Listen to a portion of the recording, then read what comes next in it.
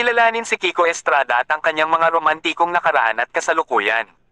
Si Jason Joseph Francis Carlos Diaz Ejercito ay ipinanganak noong ika-4 ng Hunyo taong 1975 na kilala bilang Kiko Estrada, ay isang artistang Pilipino na kilala sa kanyang papel sa Twin Hearts sa GMA Network bago siya lumipat sa ABS-CBN, kung saan lumabas siya sa Angelito, Ang Bagong Yugto at Annalisa. Noong 2014, bumalik siya sa GMA Network kung saan lumabas siya sa ilang mga drama sa telebisyon.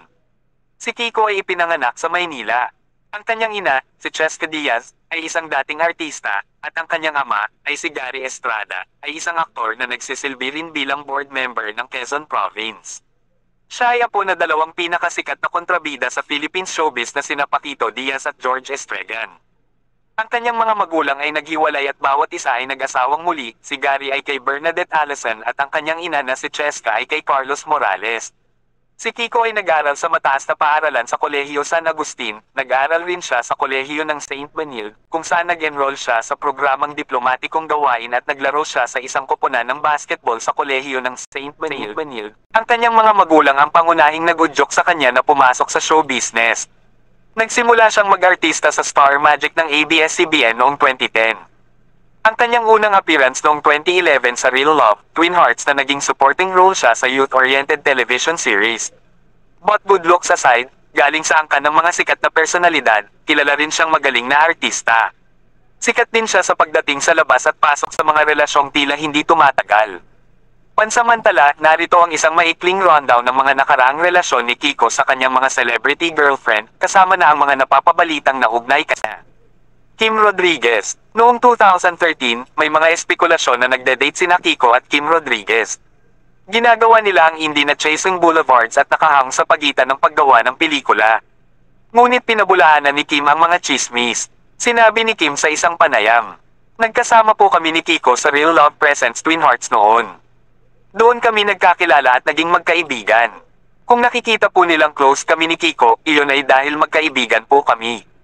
Itinanggi rin ni Kiko na nililigawan niya ang kapuso actress, Ania.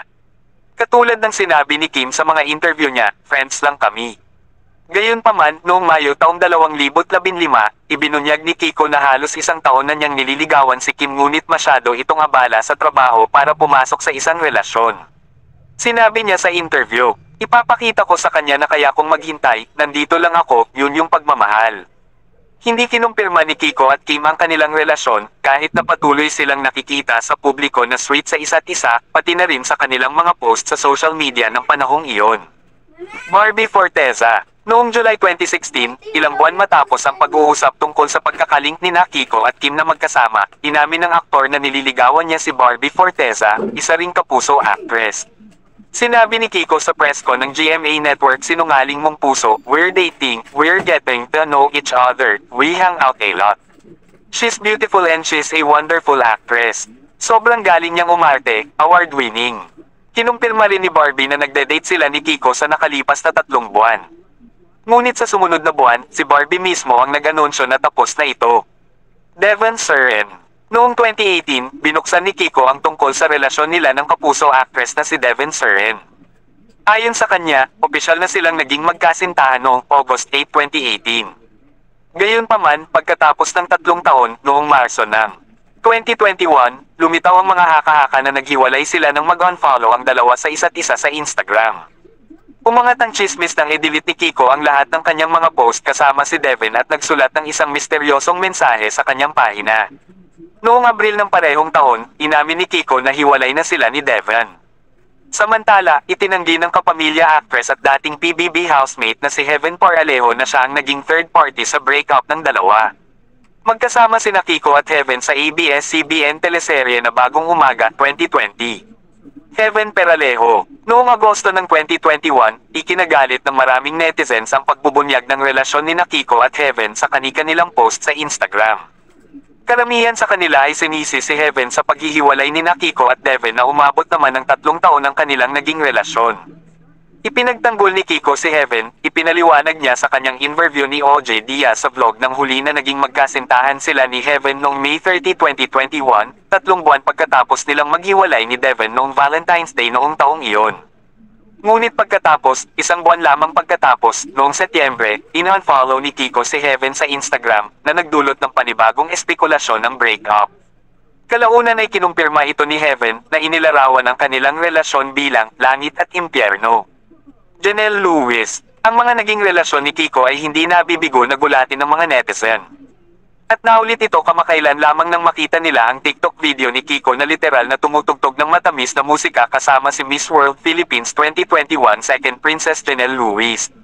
Sa maikling video, si Kiko ay makikitang nakatitig sa paghanga kay Janelle na nagli-lip-sync ng kanta. Kinuhanan din ng mga netizen ang mga screenshot ng dalawa sa isa pang sweet moment na nakunan sa Instagram story ni Janelle. Sa presko ng pelikula niyang Takas 2022, inamin ni Janelle na seryoso sila ni Kiko. Saad niya, a few months pa lang po kami. I won't say how many na lang, para wala na pong issue na lumabas na baka sabihing third party ako or anything. Tinanong kung may kinalaman ba siya sa Kiko Heaven breakup, sumagot si Janelle, natapos sila ilang buwan bago ako pumasok sa picture. Kamakailan ay dumalaw ito sa Itbulaga TV5 upang mag-promote ng kanyang kauna-unahang pinagbibidahang serye na Lumuhod Ka sa Lupa, dahil nakitaan nga ng kilig sina Kiko at Miles dito ay natanong siya ni Alan Kay kung single ba umano siya at sinagot niya itong, "That's for me to know and for you to find out." Ito ay kadalasang tugon sa isang tanong sa kung ayaw itong i-reveal ang sagot.